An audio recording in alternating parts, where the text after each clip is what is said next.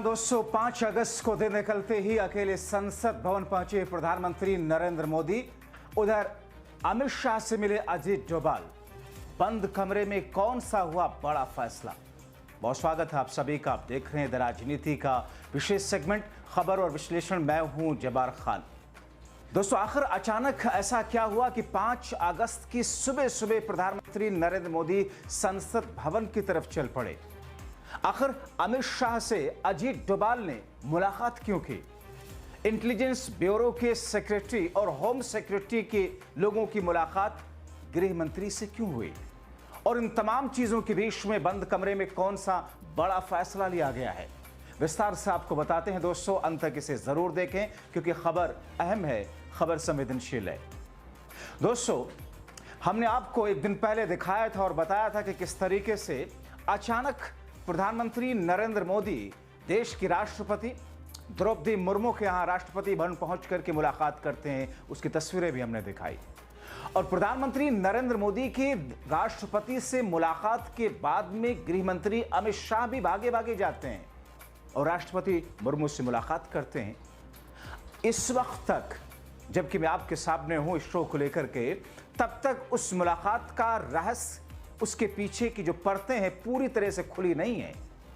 हालांकि दोस्तों, इस बीच में 5 अगस्त को प्रधानमंत्री नरेंद्र मोदी जैसे ही प्रधानमंत्री आवास से निकल करके संसद भवन की तरफ पहुंचे और संसद भवन में गए, और उसके बाद में अटकलों का बाजार गर्म हो गया, क्योंकि ये वही वक्त है जब दूसरी तरफ अमित शाह की मुलाकात राष्ट्रीय सुरक्षा सलाहकार अजीत डोभाल से बताई जा रही है। और सिर्फ राष्ट्रीय सुरक्षा सलाहकार अजीत डोभाल से ही नहीं, बल्कि इंटेलिजेंस डिपार्टमेंट के सेक्रेटरी से मुलाकात हुई।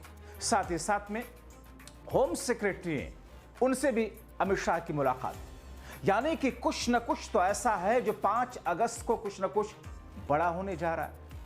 दोस्तों, इन तमाम चीजों की परतें मैं खोलूंगा, लेकिन उससे पहले बताऊं कि 5 अगस्त को एक बड़ा फैसला राहुल गांधी जो लिया था, उन्होंने उसे फिलहाल होल्ड कर दिया। यानी कि मोदी, शाह और चुनाव आयोग पर जिस तरीके से प्रेस कॉन्फ्रेंस करके एक बड़ा धमाका करने वाले थे, उसको उन्होंने होल्ड कर दिया, क्योंकि झारखंड के पूर्व मुख्यमंत्री शिबू सोरेन के देहांत की वजह से। दूसरी तरफ 5 अगस्त को एनडीए की एक महत्वपूर्ण बैठक, और ये बैठक इसलिए ज्यादा महत्वपूर्ण हो जाती है क्योंकि 2024 के लोकसभा चुनाव के नतीजे के आने के बाद में जब मोदी शाह को जरूरत पड़ी बैसाखियों की, क्योंकि 240 सीटें ही थी, बहुमत से 32 सीटें कम, तो फिर उस वक्त एनडीए के सहयोगियों के साथ में एक महत्वपूर्ण बैठक हुई थी। तब के बाद से लेकर के अब तक इस बीच में कोई बैठक नहीं हुई थी, और एनडीए की बैठक प्रधानमंत्री नरेंद्र मोदी उसमें शामिल हुए। आमतौर पर बैठक होती है, मोदी इसमें शामिल भी नहीं होते हैं, लेकिन इस महत्वपूर्ण बैठक में शामिल हुए। मैं आपको बताऊंगा कि इस बैठक में हुआ क्या दोस्तों। लेकिन इस बीच में कहा यह जा रहा है कि कुछ बड़ा हो सकता है, कुछ बड़ी चीजों के बारे में, क्योंकि संसद में मोदी शाह की सरकार घिरी हुई है। उधर जम्मू कश्मीर को लेकर के जिस तरीके से गृह मंत्री अमित शाह एक्टिव नजर आ रहे हैं, कहा यह जा रहा है कि जम्मू कश्मीर को लेकर के कोई बड़ा फैसला हो सकता है। अब उसमें या तो जैसा कि उमर अब्दुल्ला और इंडिया गठबंधन की तरफ से बार बार उसे पूर्ण राज्य का दर्जा दिए जाने की बात कही जा रही थी, ऐसी स्थिति में क्या अमित शाह उस पर कोई फैसला ले सकते हैं, या उससे इधर जम्मू और कश्मीर दोनों को अलग अलग राज्य बना सकते हैं तोड़ करके? क्योंकि जम्मू के लोगों की हमेशा शिकायत रही कि उनका प्रतिनिधित्व उस हिसाब से नहीं हो पाता, क्योंकि चुनावी एतबार से देखा जाए तो कश्मीर के नीचे वो दब जाते हैं राजनीतिक तौर पर। आप देखें, कश्मीर यानी कि घाटी में, वैली में, वहां पर इंडिया गठबंधन को बम्पर जीत मिलती है। पिछले चुनाव में भी नेशनल कॉन्फ्रेंस को बड़ी जीत मिली। जम्मू में अगर देखें तो भारतीय जनता पार्टी के पक्ष में वोटरों ने ज्यादातर वोट किया। तो ऐसी स्थिति में जिस जम्मू कश्मीर को आर्टिकल 370 हटाने के बाद से अमित शाह ने एक यूटी बना दिया था, यूनियन टेरिटरी बना दिया था, केंद्र शासित प्रदेश बना दिया था, अब उसको क्या पूर्ण राज्य का दर्जा देकर के दोनों को अलग अलग राज्य का दर्जा देना है? ऐसी अटकलें भी राजनीतिक गलियारों से सामने आ रही हैं। लेकिन मुझे फिलहाल ऐसा नहीं लगता दोस्तों कि इस किस्म की चीजें जम्मू कश्मीर के लिए अमित शाह कोई कदम उठाएंगे। दूसरा, आपने देखा कि किस तौर पर वन नेशन वन इलेक्शन का मुद्दा, जिसको लेकर के संसद में काफी हंगामा रहा, संसद में बिल पारित भी किया गया, लेकिन हंगामे के बाद में उसे स्टैंडिंग कमेटी को भेजा गया है।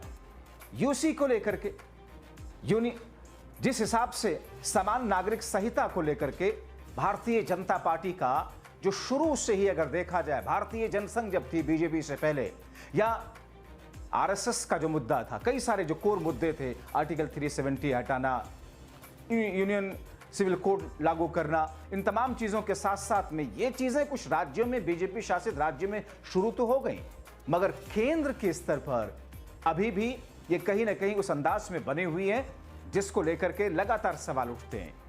तो ऐसे में क्या इस पर कोई फैसला ले सकती है सरकार? क्या इस बिल को पारित करा सकती है? क्योंकि अटकलें बहुत सारी चल रही हैं।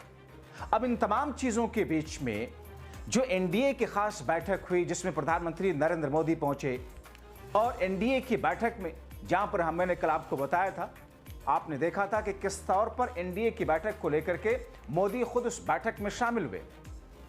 कुछ बातें एनडीए की उस संसदीय दल की बैठक की मैं आपको जल्दी से बता देता हूं, जिसमें जो प्रस्ताव में कहा गया कि अमेरिका के द रेजिस्टेंस फ्रंट यानी कि टीआरएफ को विदेशी आतंकी संगठन एफटीओ और ग्लोबल टेररिस्ट एसडीजीटी घोषित करना, यह उसमें पारित किया गया है एनडीए के संसदीय दल की बोर्ड की बैठक में। ब्रिक्स समिट में पहलगाम हमले की निंदा करते हुए साझा बयान जारी होना रहा। ये सभी घटनाएं भारत के कड़े और सफल कूटनीतिक प्रयासों की जीत मानी गई। ये एनडीए की बैठक में कहा गया। पाकिस्तान द्वारा फैलाए जा रहे आतंकवाद के खिलाफ में भारत के मजबूत रुख को दुनिया के समर्थन की एक मिसाल। इन तमाम चीजों पर एनडीए की बैठक में भी चर्चा हुई, लेकिन इन तमाम चीजों से इतर एनडीए की बैठक में कुछ महत्वपूर्ण चर्चाएं हुई जो अभी मीडिया की सुर्खियां नहीं बनी है, लेकिन मैं आपको उसको बताऊंगा, कुछ इंतजार कीजिएगा।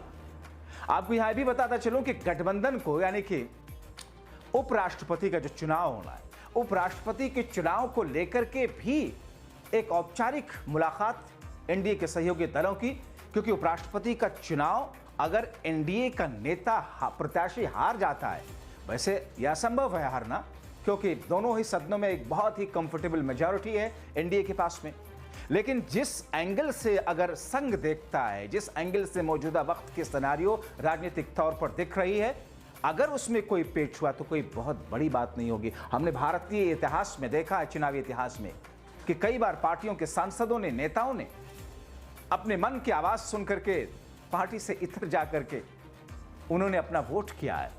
तो ऐसी स्थिति में दोस्तों वो भी एक बड़ा मुद्दा है, और चूंकि उम्मीदवार के नाम का वो 21 अगस्त तक घोषित करना है, और 21 अगस्त ही दरअसल संसद के मानसून सत्र का आखिरी दिन होगा। यानी कि जब तक संसद का मानसून सत्र चल रहा है, इसमें आपको मंथन करना है। 21 अगस्त को नामांकन की जो तारीख है उसका नाम घोषित करना है। नामांकन की आखिरी तारीख यही है, 21 अगस्त। उपराष्ट्रपति चुनाव के लिए जो निर्वाचक मंडल होता है उसमें लोकसभा और राज्यसभा के सभी सांसद शामिल होते हैं। अभी इन सांसदों की कुल संख्या 782 है। विपक्षी भी अपना उम्मीदवार इसमें उतारता है, तो उपराष्ट्रपति चुनाव 9 सितंबर को कराया जाएगा। यानी कि 21 अगस्त नामांकन दाखिल करने की, यानी कि कैंडिडेट की घोषणा करने के बाद नामांकन दाखिल करने, और उसके बाद में 9 सितंबर को वोट। एनडीए की बैठक संसद के मानसून सत्र के बीच में हुई है दोस्तों।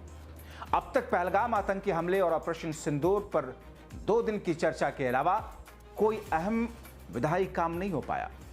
विपक्ष बिहार में चुनाव आयोग द्वारा मतदाता सूची के विशेष पुनरीक्षण एसआईआर के खिलाफ लगातार विरोध कर रहा है। घिरी हुई है सरकार। मगर इस बीच में प्रधानमंत्री नरेंद्र मोदी का संसद भवन पहुंचना, और इस बीच में अमित शाह का राष्ट्रीय सुरक्षा सलाहकार अजीत डोभाल से मुलाकात करना, और इसी बीच में इंटेलिजेंस डिपार्टमेंट के सेक्रेटरी का अमित शाह से मिलना, और इसी बीच में केंद्रीय गृह मंत्री अमित शाह के मंत्रालय के सेक्रेटरी का अमित शाह से मिलना, और इससे एक दिन पहले राष्ट्रपति से दोनों ही बड़े नेताओं के, यानी कि प्रधानमंत्री और अमित शाह का मुलाकात करना बहुत कुछ ऐसे ताने बाने को सामने ला करके रख रहा है जिसमें यह कहा जा रहा है कि बहुत बड़े कुछ होने की आशंका जताई जा रही है। तो फिर दोस्तों, एक तरफ जहां पर सत्ता पक्ष अपनी कील काटी बहुत सारी चीजों को दुरुस्त करने के लिए लगा हुआ है, दूसरी तरफ विपक्ष अपनी तैयारियां और तेज, उसे और धार देते हुए और मजबूत करते हुए आगे बढ़ रहा है राहुल गांधी की लीडरशिप में। क्योंकि हमने देखा संसद के दोनों सदनों में सरकार किस तौर पर जब तक ऑपरेशन सिंदूर को रोके जाने और ट्रंप को लेकर के जो चर्चाएं चली, उसमें कैसे सत्ता पक्ष बैकफुट पर जाते हुए आपने देखा। किस तौर पर इंडिया गठबंधन इन दिनों एनर्जाइज हो रखा है, एक तरीके से उसका उत्साहवर्धन हो रखा है, ऑक्सीजन का विसर्जन है उसमें। तो ऐसे में इन तमाम एक्सरसाइज का नतीजा क्या निकलता है, ये देखना बहुत ही महत्वपूर्ण होगा। अब ऐसे में कई सारे फैसलों के बारे में जो कहा जा रहा है कि सरकार ले सकती है, थोड़ा इंतजार करते हैं। फिलहाल आप क्या कहेंगे इन तमाम चीजों को लेकर के अपनी राय कमेंट बॉक्स में जरूर लिखें। अभी के लिए इतना ही, बहुत शुक्रिया।